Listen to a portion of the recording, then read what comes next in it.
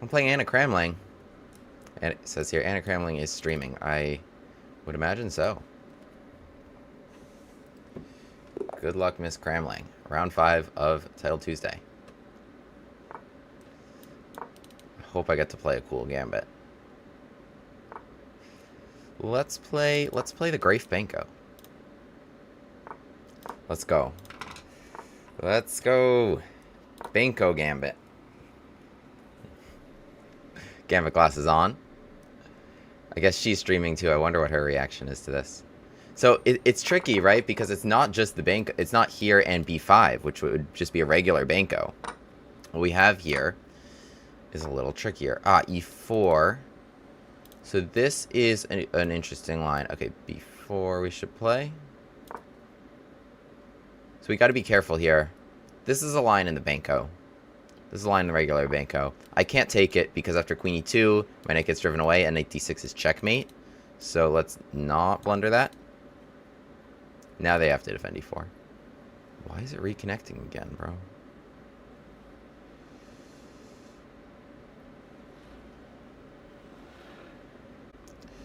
So, yeah. Knight takes e4, queen e2. If I played like f5, there was f3.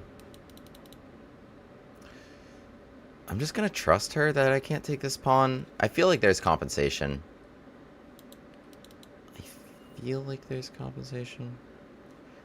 Is this bothersome?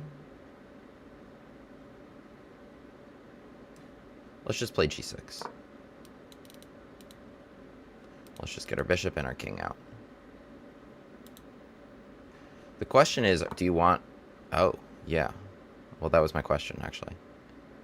He plays it right now. What's the point? Should I have gone here first?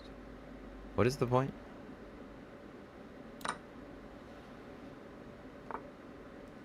How... What am I missing? Is this some theory I don't know?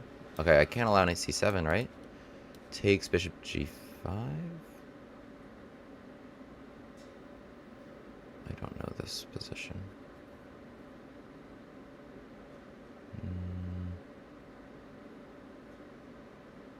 Takes bishop g5. Should I go here then?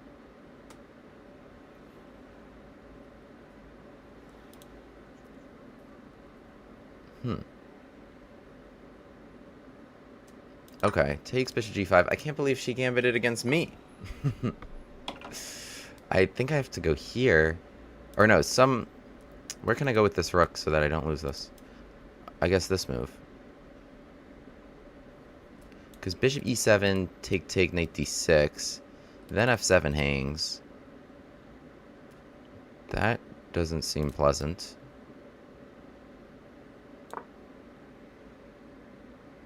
Alright, we're up 2 pawns, but I don't like being gambited against. Oh my goodness, I just hung this.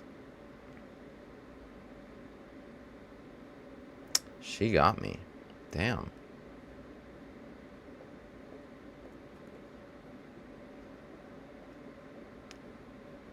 Oh, wait, maybe not. Here, queen c6. No, wait, just take. What am I talking about? What am I talking about? Yeah, just take it. And I lose. Oh, wow. That was really poorly played on my part. Well played on her part.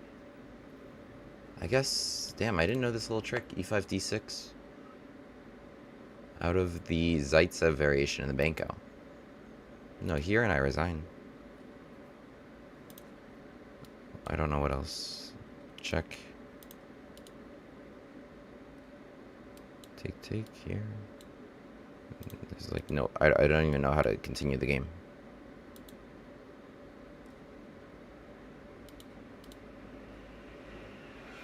Take e4. I guess that's how I would continue the game. Take... Oh, and take f3. I guess that's what she's thinking about. Okay, take here. Am I a genius? How did that just come up? e4. Because if you move your queen, then I take here. Wait, all of a sudden, am I alive? Take d8, and then I take f3. And I'm down a piece in that position, but the bishop is hit. And then any bishop move, I take g2. I didn't even see bishop takes f6 when I played bishop f5. But I think... Wow, she doesn't have queen c3.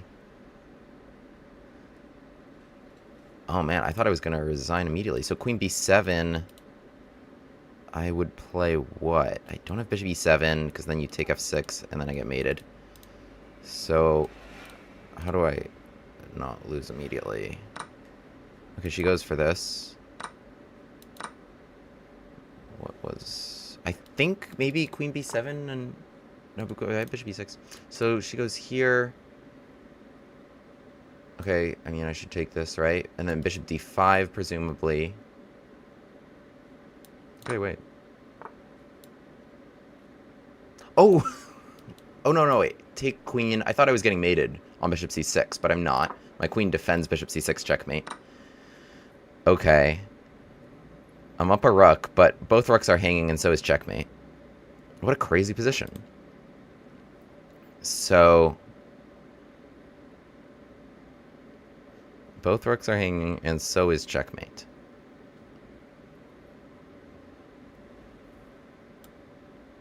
I think I'm gonna go here, so that... Hang on 1 second.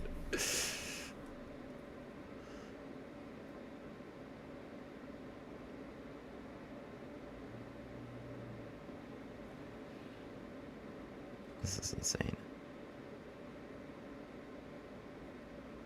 It's not checkmate, by the way. I have bishop d7.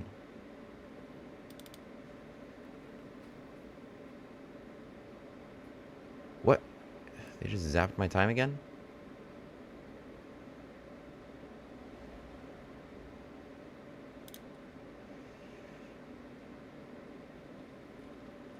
I think they just zapped my time. Yeah, because it keeps reconnecting. Damn. Okay, you can only take one rook, and then I'll castle with the other. That was my point. I couldn't legally castle. Okay, we gotta move. But I'm up 2 pawns here. And the bishop is really short on squares.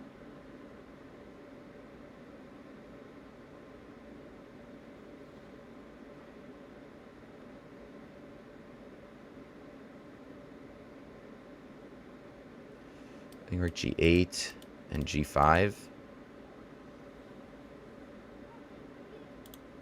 Bishop g7 or g8, bishop h6, g5, or g6. Right, the bishop, yeah, it doesn't have... Oh, you're coming to c6. Are you...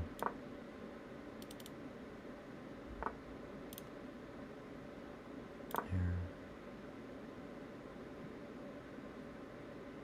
Well, bishop f6... I mean, that's just a good square. I let you live. I don't need to let you live.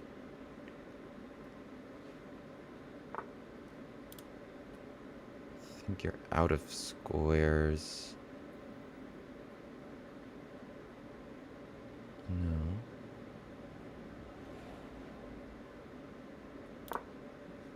F3 blocks your defense, right? Oh man, but I have no time. Disconnected me. And h3 you don't have. So this is clever. Okay, fine. Maybe you do have a square.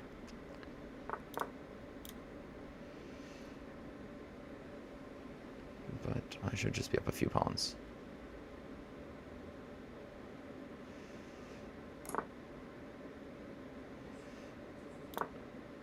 Oh, no, wait. Why didn't I do that? Okay. Anyway.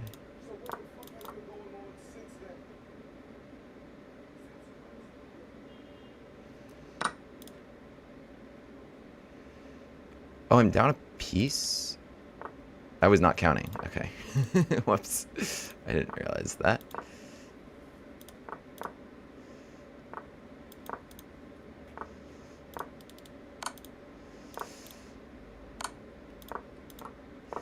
No, that was a terrible pre-move.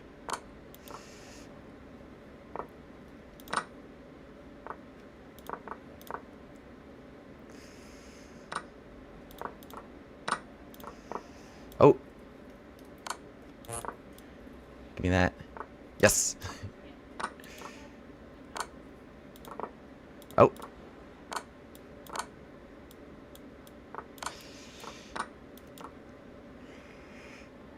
Move the knight, please. Ah. Oh, wow. I flagged her with 0.4 seconds. Oh, my goodness. What a game. Anna Cramling game. Wild one. All right, so I play the Grafe Benko, which is similar to the Benko, right? So the Benko is this, c5 and then b5, and after takes a6. And here, like, the main moves for white are just taking the pawn or playing like e3 to protect the pawn, and then, you know, often later taking the pawn. Knight c3 is a sideline and considered like not as good according to the engine. What we can do, but I mean, it's playable. What we can do though with a6, knight c3, c5, I mean, she knew this very well. She knew this very well because she's probably a knight c3 player, Zaitsev variation against the Benko in general. But typically with a6 and now c5, we generally trick people into this line. Because now we're hitting d4. If some move like dc5, we play e6. I mean, this is all covered in the Grafe Benko video on my channel. e3 is an option as well. I mean, I can talk a little bit more about some other lines at the end of this. But so now we play b5, and now it's very difficult to dodge this transposition when we go takes on b5 here. And the main move here is with knight takes b5, and g6 is the line that is the main line in the Benko variation here. This is considered to be like not quite as good. Black also has like another option, which is here in e4, immediately going after this knight, which was unprotected. So, you know, the knight on b5 is a little bit offsides. The line I give in my video is e6, which is a spicy one. So e6, just going after this pawn. d6, we have queen to a5 check, driving this knight back. Yeah, again, let's look at the game. Let's look at the game, and I'll talk more about that after. She played a really interesting move. She played e4 right away. e4 right away. So b4 and knight b5, you can see... Oh, actually, let me turn on that eval bar for y'all. Where's this?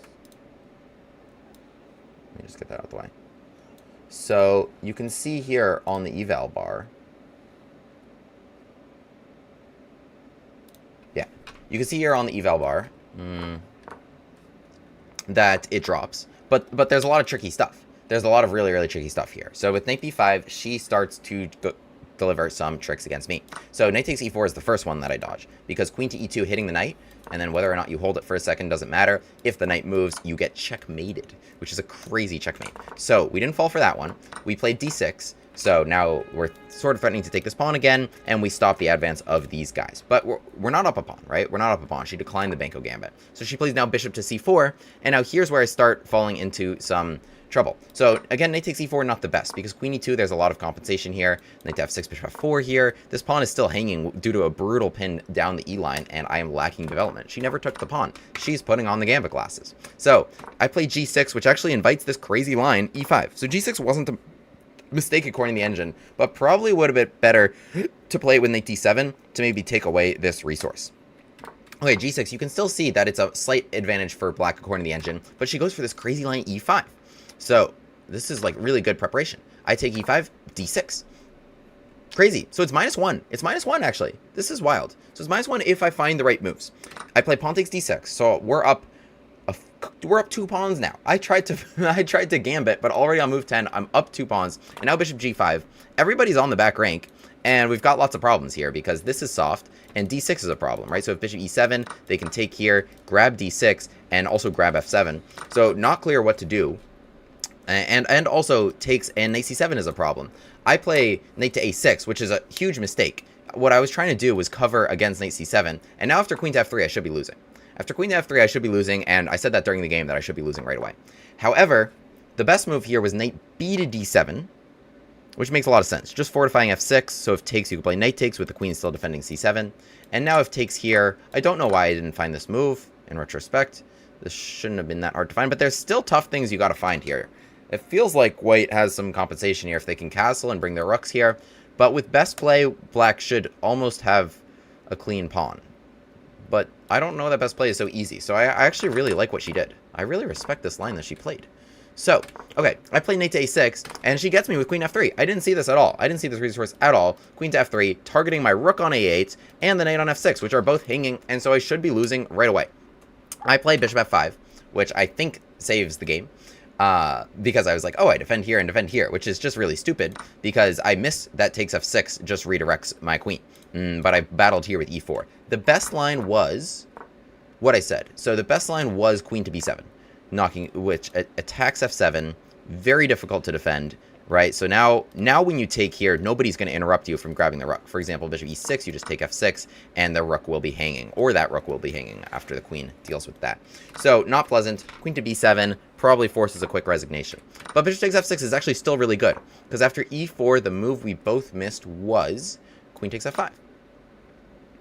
I don't know how we missed this. But queen takes f5 defends the bishop. We both missed this. Takes and takes d8. And after rook takes d8, I am down a piece. I'm down a piece. The line she found was really creative. And I didn't even realize I was down a piece when she played it. So she just took the queen anyway, which was fine. You can see the advantage shrinking a little bit. But take, she finds here bishop f6. So the best move was g4. That's actually a really clever resource. g4, just so I can't take anything to then trap the rook. And it also counterattacks my bishop. So then if I deal with this, now bishop f6, now she's up a clean piece. And if I just take back, again, she is up a piece, and I don't have nearly enough pawns for it. So g4, really nice move. Just dealing with f takes g2 and counterattacking the bishop to stay up your piece. Bishop f6, so this is interesting, but now it swings in my favor. So takes bishop d5. Maybe she thought here this would be checkmate, but it's not checkmate actually for two reasons. One, my queen. Two, I have bishop d7. So take h1, and now both rooks are hanging, and somehow, again, I don't find the most obvious move, which is rook b8. Oh, well, rook b8, okay, wait, that's pretty obvious why I didn't play it, because there's bishop c6 check, but I guess here I can get two pieces for the rook. I can get two pieces for the rook if I play like that. Okay, but I play the next best move, bishop e7, but the next best move was the blunder.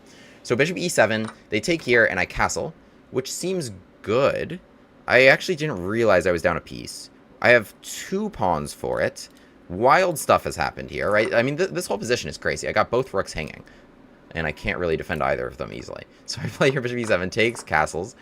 Insane. Knight to a7. So bishop g7, we both thought, I think, rook g8, bishop h6, g5, and I would be trapping it. But it seems you can fight your way out with, like, f4. It seems you can fight your way out with something like this. I guess, what's happening here? Castles, rook g6. Rook takes d6. This is not obvious. Attacking the knight. Otherwise, you take here with check and take my bishop and defend your bishop. So, with your pieces still on g1 and h1. So that, wow, just insane things happening on the chessboard here. Knight to a7 check. I go king c7, which is a good choice. Because if I went king to d7, I don't actually remember the reason. We'll see. Maybe the reason will become apparent. I think maybe it was bishop b7 at some point.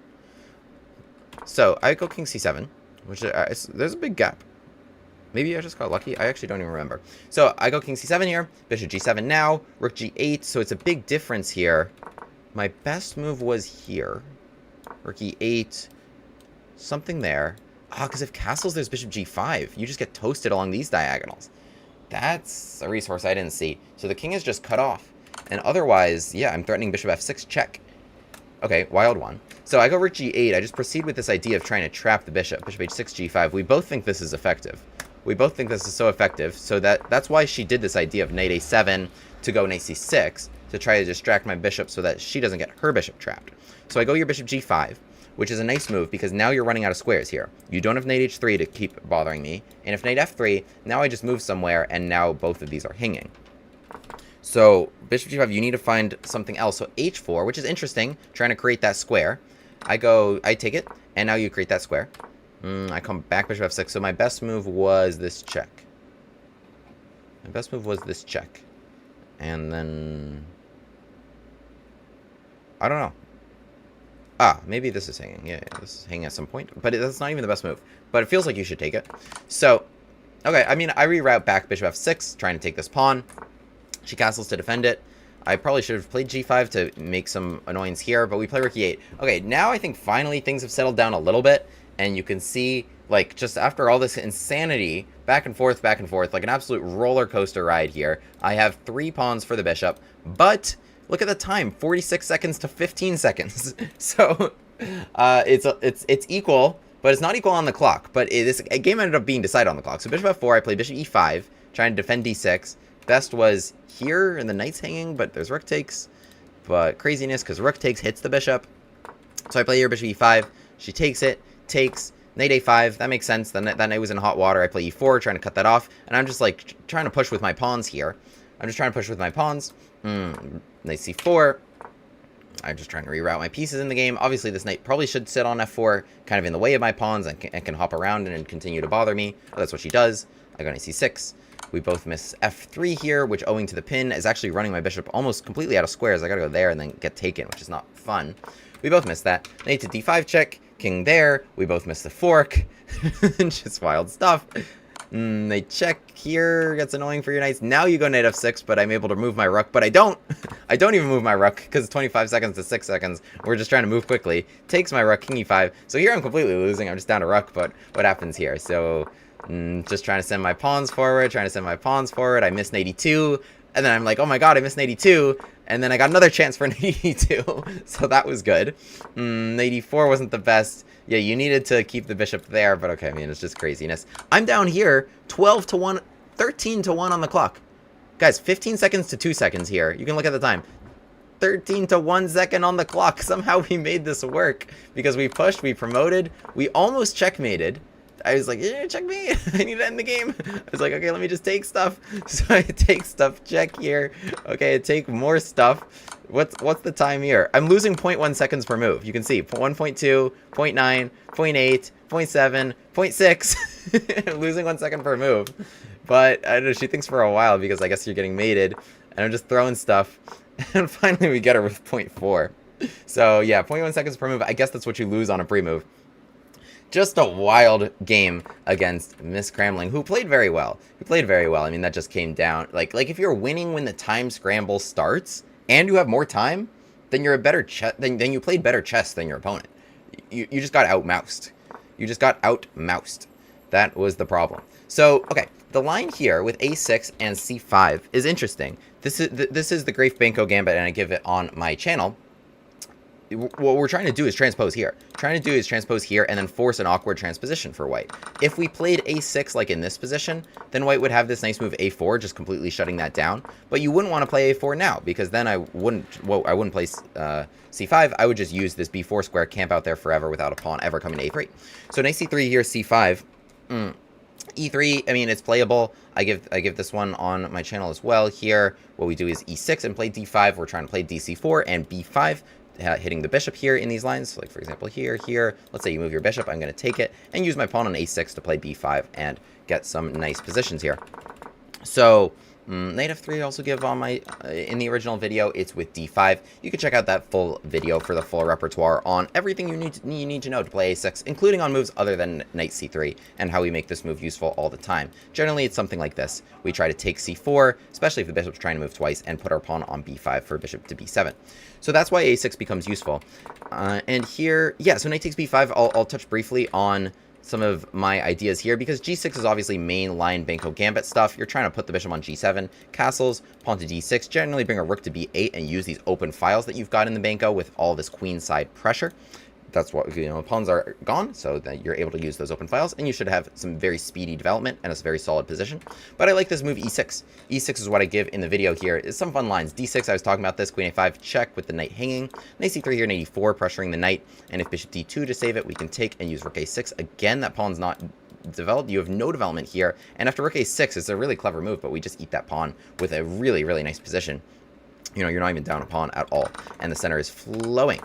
Takes here ends in a similar story if you land with knight d6 check. Not advisable because you're able to play knight e4. And now with the queen hanging, you drive that queen away. It looks really good, but after queen to a5 check, you have no way to block, and I just take f2, castle, defend g7, and take the rook here. So this is like another really fun line. Else I just play d5, castle, and just play behind that. Indeed, like here, if they just play something else here, we just play d5, knight c6, e5, we just, you know, monster center here. Generally, we're able to play something like e5 and even e4. Really, really nice compensation. This is kind of like the best white can do anyway. And we're just castling here. Beautiful, beautiful center, and we'll look to generate some sort of kingside attack. So That's how I like to play. That's how I like to play. I mean, I'm the Gambit Man. I'd put on my Gambit glasses in this position. But Anna Cramling out-gambited me with e4 and forced me to accept this Gambit here with e5 and d6. Just threw it all in my face. It was really, really good preparation on her part, and the complications were wild. I was fortunate to be quick with the mouse at the end. GG. Subscribe, and subscribe to her as well. I'll put the link in the description.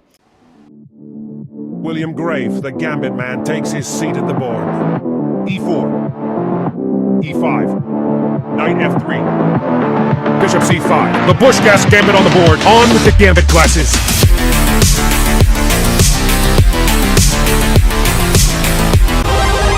Hero pod unlocked!